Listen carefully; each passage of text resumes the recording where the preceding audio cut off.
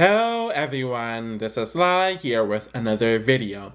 This is the last edition of my Veteran Privilege series regarding Big Brother, and we are covering Big Brother 18 today.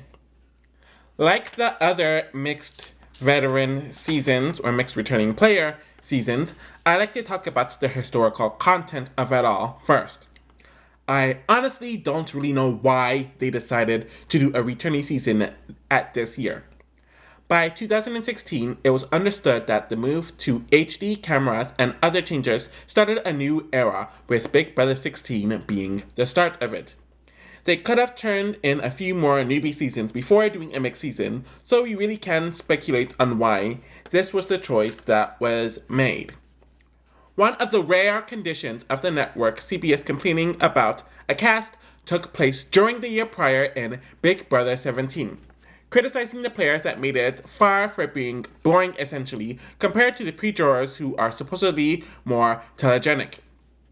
I am assuming that they wanted a more telegenic season and cast, so they got their faves in Nicole from a season that they like, Frank, one of the few notable slash telegenic newbies from his season, Devon, one of the pre-jurors referenced clearly by Les Movies at the time, and James, one of the only notable Big Brother 17 jurors, according to CBS.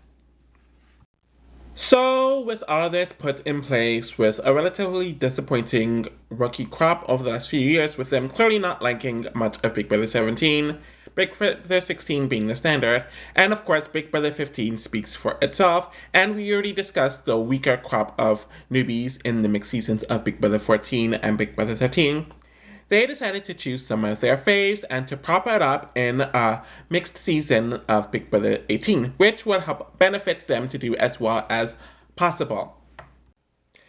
There is another layer to this that comes from Big Brother 15, which is very ironic, since it is the one season from the four most recent seasons up to this point that has a representative on Big Brother 18. And the layer that I am referencing is casting people who are related to alumni, but they themselves are newbies. As we all know, Alyssa was cast on Big Brother 15 and got many privileges due to being Rachel's sister, and I guess at this point, Brendan's sister-in-law. I mention this because, conveniently, it really isn't a coincidence. Vanessa's sister, i.e. Tiffany, and Cody's brother, i.e. Polly, were cast on the season.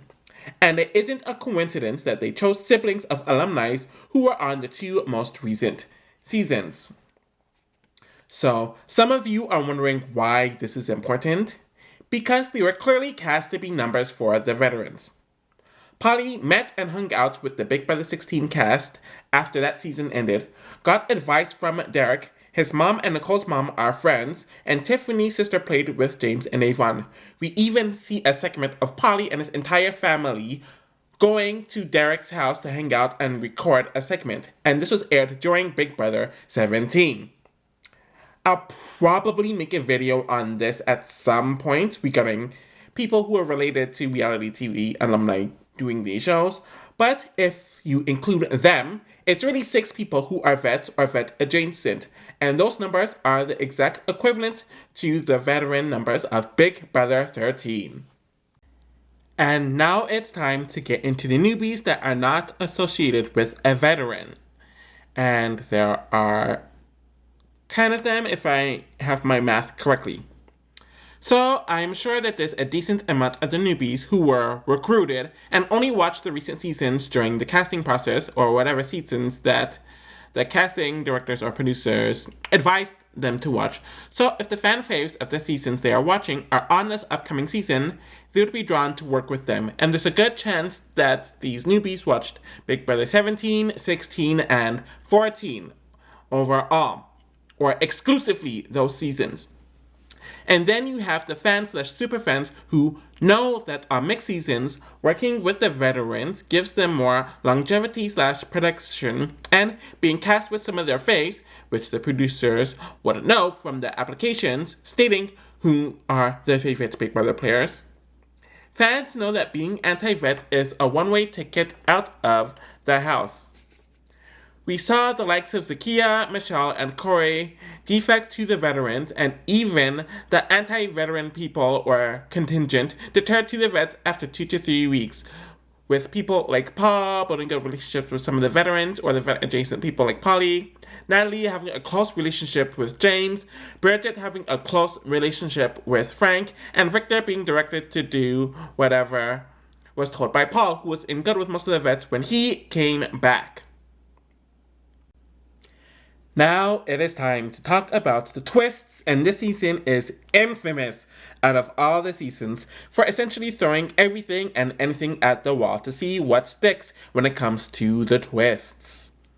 The day 1 or day 2 eviction twist was brought back here from Big Brother 14, another mixed season, and while I think they wanted another newbie to go, I think they essentially did this twist for a ratings boost for the first 2 episodes of the season. They would also do this twist for Big Brother 19, another mixed season, and Big Brother 21, but that is an all newbie season.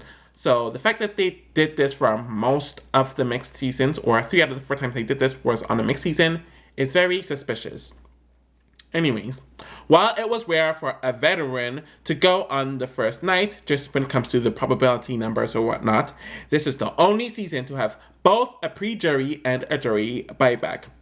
Whenever there's a returnee, like someone returning in the same season, it's always done either in the pre-jury or in the jury portion, never both. This was the longest season at the time, but those buybacks hit 2 birds with 1 stone, essentially. Justifying the 99-day length, which is one of the birds that were hit, and the other is to give a security blanket for the favorites, whether they are the veterans or veteran-adjacent people, or just others that the producers grew to like, to get them to last longer if they are evicted earlier on in the season. So, moving on, the vets essentially were given the tasks to choose the teams, just like in Big Brother 14, with the coaches choosing their teams via all the newbies that were available. And Jesse was automatically attached to a team in Big Brother 11, which lasted for most of the pre-jury, and you are granted safety if a teammate wins. And we saw this with Frank for a few weeks, so that twist clearly benefited him there, where he most likely would have been booted earlier had that twist not existed. The goal of this twist was to incentivize the newbies to be indebted to the veterans that chose them out of everyone else. But while the veterans did have relationships with the newbies, they were not coaches, so the dynamics here are different compared to how it was on Big Brother 14. I also think that the newbies of Big Brother 18 were more individualistic, personality-wise, competitively, mentality-wise, and just strategically compared to Big Brother 14, which is why it wasn't as effective, and they weren't automatically determined to play the game for the coaches or in the way that the returning players wanted, like they were on Big Brother 14. At the same time, I do think that they got their desired result, with Frank being safe for 3 weeks due to his team winning HOHs, with Polly winning in week 2, Bridget winning in week 3, and Polly winning again in week 4, where Frank would have been gone at least 2 weeks earlier had that not been the case. Despite all of that, we are still not done with the twists in this season. There was another route where someone could return, where in the middle weeks of the season, so from weeks 5 to week 8, where the final 12 each got a ticket that would ensure a return to the house if the ticket holder was one of the next 5 evictees, and these next 5 evictees in order would end up being Frank, Davon, Zakiya, Bridget, and Polly. This was clearly another security blanket just in case a veteran or a fave was booted, but also another way to kind of justify the 99-day runtime. And if someone did return from this route, it was alleged that there wouldn't have been a jury buyback. So it was kind of like an extra security blanket or extra insurance policy. The final notable twist of the season that was introduced during the first half of the jury portion is the care packagers twist. The function of this is that America could vote any house guest to get a certain prize, so of course it being America's vote, was to benefit the people that they thought that America would like. And this was also based off the edited episodes. And these care packages were supposed to spice up the season and also protecting their faves. It had stuff like canceling a few votes at an elimination, which we saw with the Zakia vote out, giving someone immunity for that week, which we saw during the Polly vote out that week, which Nicole got, and giving someone co-HOH for the week as well, which we saw in the first finals ever round that led to Victor getting evicted again, and Michelle ended up winning this. And there's a few more I just don't care to talk about when it comes to the care packages. A part of this comes from Era 3, which is the modern era. In general, just having random twists thrown at the wall to see what sticks. And this season definitely kicked it up a notch in that regard. Oh, and I also have another thing to comment. I think they threw whatever that they could twist-wise in this season because there are barely any twists in the prior season, Big Brother 17, and whatever twist that was introduced there flopped by the 4th week.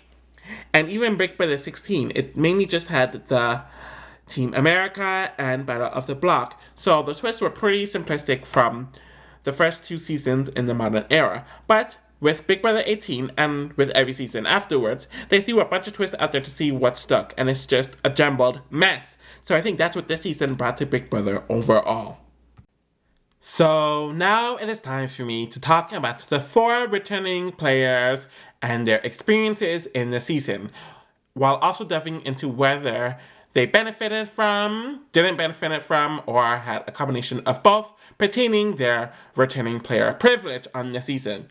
And we're doing this by order of eviction. So Frank is the first person to be evicted this season, so I'm going to discuss him first.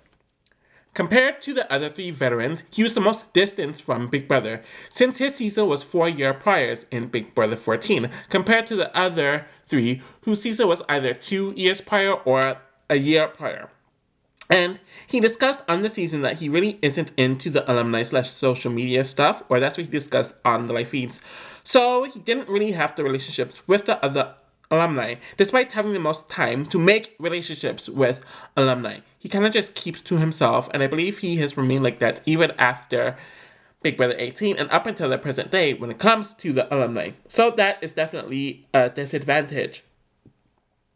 Despite all of that, I do think that he got some privileges as well.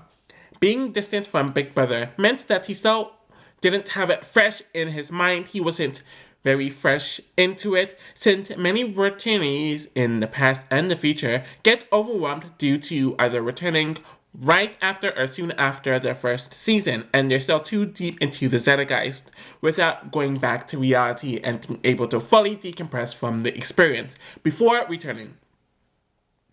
So, it's pretty clear to me that some of the newbies were most likely cast to aid him, and I'm specifically referring to Michelle and Bridget, since those 2 are the main ones that come to mind, as he was their favorite player or one of their favorite players, which will come up in casting when they interview the upcoming newbies, and the newbies would also put it on their applications.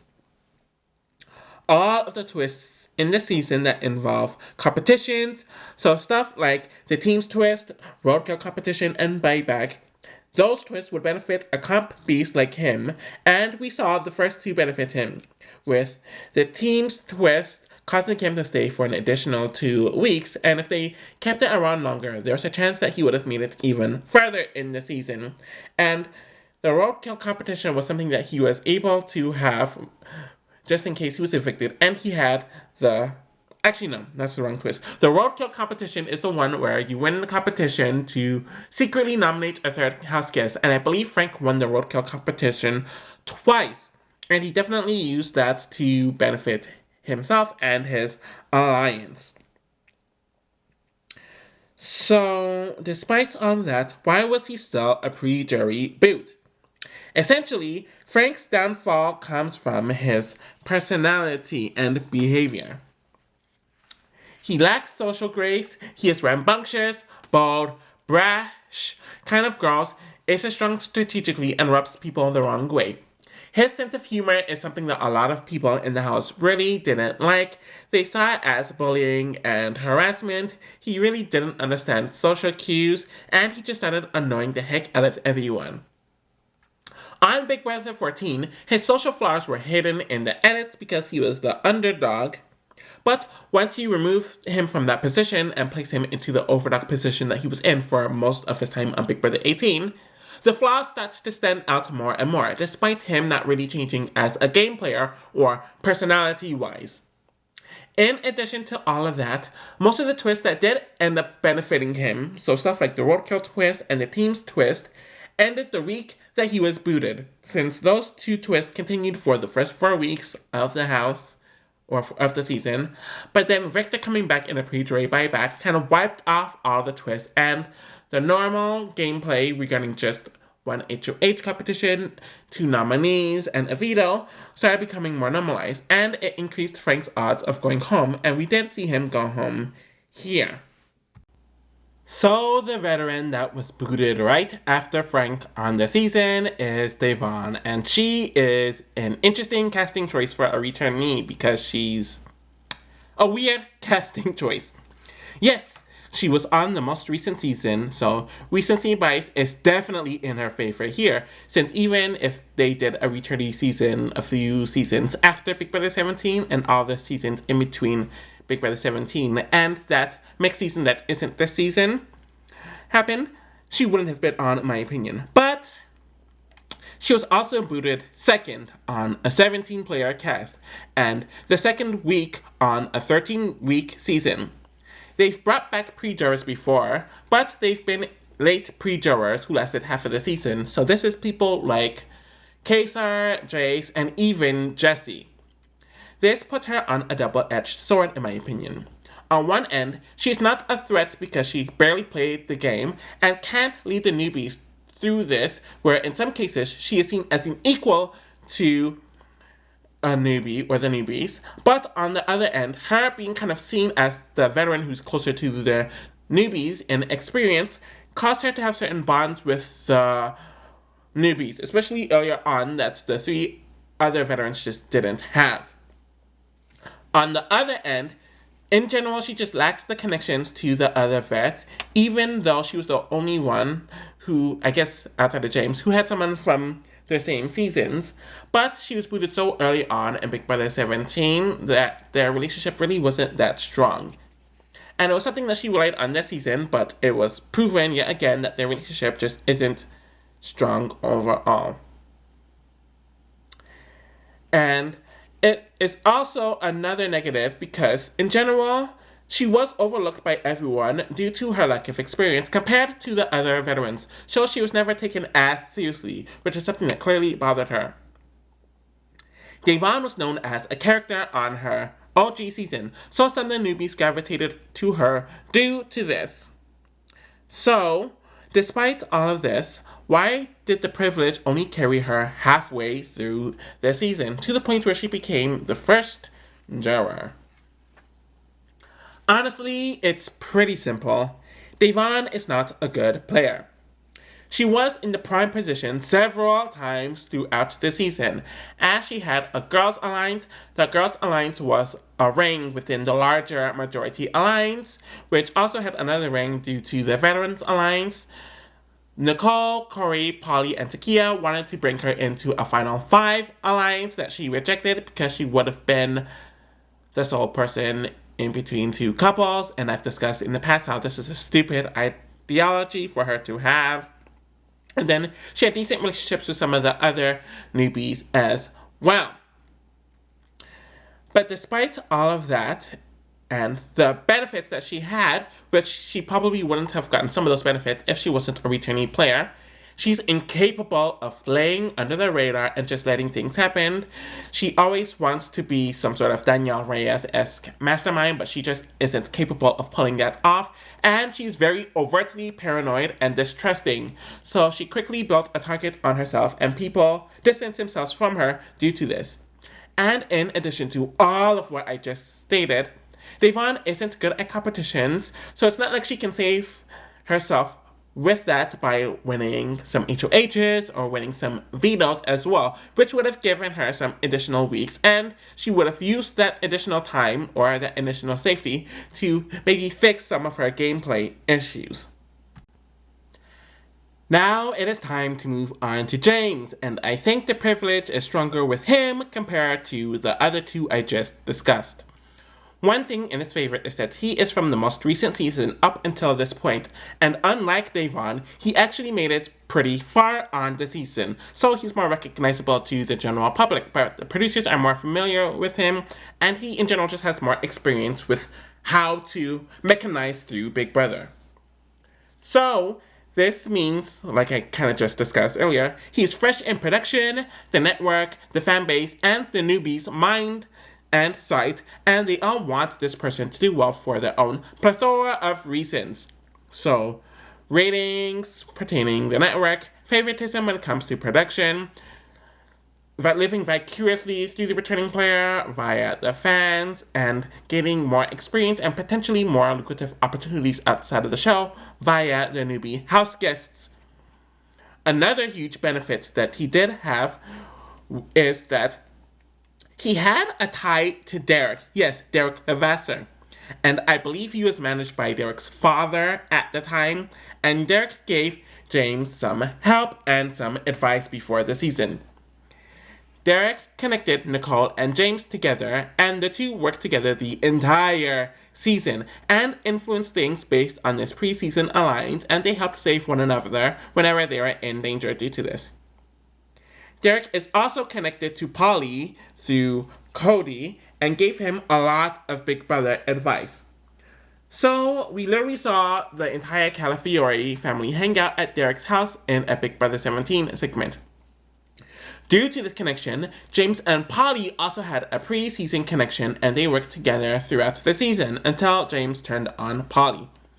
In addition to that, James was the current America's Favorite Player that he won last year, so James knows that the audience really likes him, and he uses it to his advantage, to the point where he kind of uses this to kind of manipulate and influence the other house guests to do what he wants. And he pretty much stated several times that he came back just so he can become the first two-time, actually no, not the first, since Jeff was a two-time America's Favorite Player anyways, but he wanted to be a two-time America's Favorite Player, so he did a lot of stunts and stuff so he could ensure that that happened, but it ended up backfiring. So, Newbies, including his showman's partner Natalie, who wanted to be popular, latched onto James, and he used that privilege to influence things. He kept on doing pranks and other things that worked last season to get America's Favorite Player again, and he used his care package in a way that quote-unquote America would want him to use it.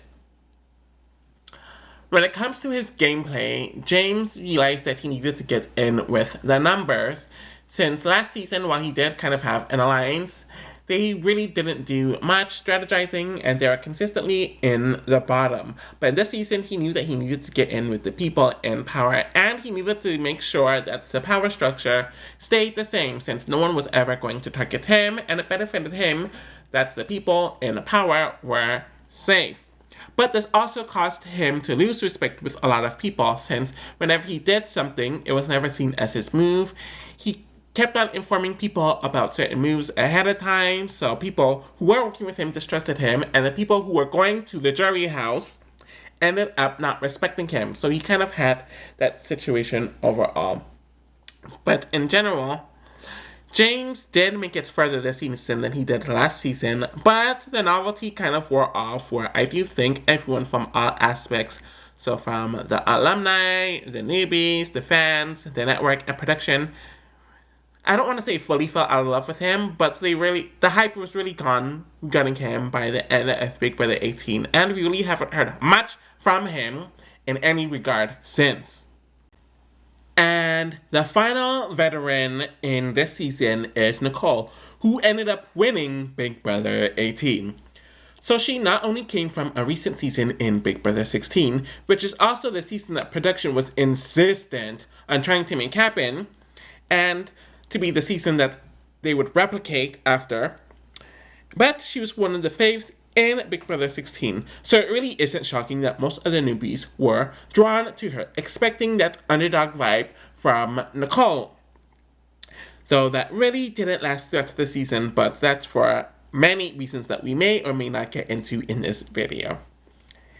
It was also how she was able to convince Corey and Tiffany to give her HOH, as she essentially used her returning player privilege to get them to fold and for her to be the HOH, which not only put her in a great start to determine the path of the season, but the other three returnees who all agreed to work together. As we saw in Big Brother 13, when a veteran wins the first HOH, it sets the stage for the rest of the season in their favor. So, the four vets are obviously working together. The two newbies who are cast due to their relations with alumni are working with them, so that adds up to 6. And a few starstruck newbies working together with the vets mean that they have a lot of control, and many of them were in an alliance with Nicole. And with Josiah being the main anti-vet person, especially anti-Nicole vet person, gone on her HOH, the anti-veteran rhetoric ended very quickly. Essentially, it was gone after the first week. Especially with, ironically, her future husband, Victor, being an outcast and is unceremoniously sent home right after that. Nicole remained under the radar for the next several weeks of the season, and any attempts to nominate/target her were squashed. Bridget was thinking about targeting Nicole and Corey on her week 3 HOH, but she was talked out of it by veteran Frank, who used his veteran privilege to protect Nicole and to deter Bridget. And Natalie referenced quote-unquote mom and dad, clearly referring to production on her week 9 HOH, and they convinced her to not target Nicole. And Natalie decided to not target Nicole because Nicole was very well liked, and Natalie wanted to be fave by the audience and production, and she wanted some of that accessibility and proximity to that veteran privilege. Nicole then used her privilege and connections to control the endgame. Speaking of her connections, she and James had a pre-season alliance through Derek that I already discussed, and she also had a pre-season alliance not just via Derek, but also her mom and Polly, as well as Cody's mom, got very close over the past 2 years, so Nicole and Polly pretty much had an understanding to work together before the season, and they kept it up throughout Polly's entire time in the house. Another thing about being a veteran is you know what production wants, and you know how to narrate yourself so you can give production what they want. And Nicole definitely used the diary room and her relationship with production to her advantage, where sometimes she would stage conversations in the house so it would look like there's suspense with a vote, but there's really no suspense, and she would outright tell Corey that she's doing this so there could be content with the show. She played up her innocent southern charm. She's not even southern, she's from Michigan, but her innocent Midwestern farm girl shtick in the diary room so she could be seen as innocent, and so she could give production what they wanted, and she was very savvy of the meta elements of the game that a lot of newbies aren't cognizant of, since they're learning as they go. But Nicole already learned this element beforehand, and she was able to watch herself, so coming into this season to execute what she knows, not just from a game standpoint, but from a television and production standpoint, it really just put her at a huge advantage. So those are my general thoughts on Big Brother 18 and the returning player dynamic and or privilege that came with it. Was the season a success? In some ways, yes, and in other ways, no. I'm going to talk about the negative things first. Big Brother 18 did not increase ratings-wise from Big Brother 17. So, despite them spending more money on the returning players, though they weren't as high caliber compared to other returning players in prior seasons, they didn't get as much as their money is worth, since they didn't really boost the ratings. The season in general was very conglomerated with a bunch of stuff that they threw at the table, And there's a vibe that the season was kind of inauthentic due to all the twists and turns that just made the season more convoluted than really benefited it. But in other ways, it did work. We did get some memorable rookies, and Paul, who would of course return in the next season. Victor ended up marrying Nicole, which kind of helped his Big Brother legacy. Paulie became a known reality TV star, partially due to what he did on this season, and then moving it on over to MTV, where he is still a challenger after 8 years. This season helped Devon continue her reality TV career, where she would have just been a one-season wonder without this season, and she's still on reality TV today. Jose and Natalie had a few season run on The Challenge, and this season's really the first one that showed that you can have a continued career from or in reality TV from Big Brother, and it kind of sets the template that a lot of the Big Brother house guests in the future wanted to set up with. But I also think that this just came from the timing, where this is around the time that the Viacom kind of merged CBS and MTV in whatever way that I don't really know much about legally. So this was the first option where Big Brother people could go on The Challenge or other MTV shows. At the same time, I do kind of feel like nothing was going to change the direction of Big Brother, especially on a ratings point of view, since after Big Brother 13, literally every single season had less ratings than the last, and nothing really stopped that, with the exception of one season that I will discuss. And even with that season, there wasn't much of a bump, so I just think the prime of Big Brother kind of, or at least from a pop culture point of view, ended with Big Brother 13, especially just with the general public as well, so there's really nothing else to do.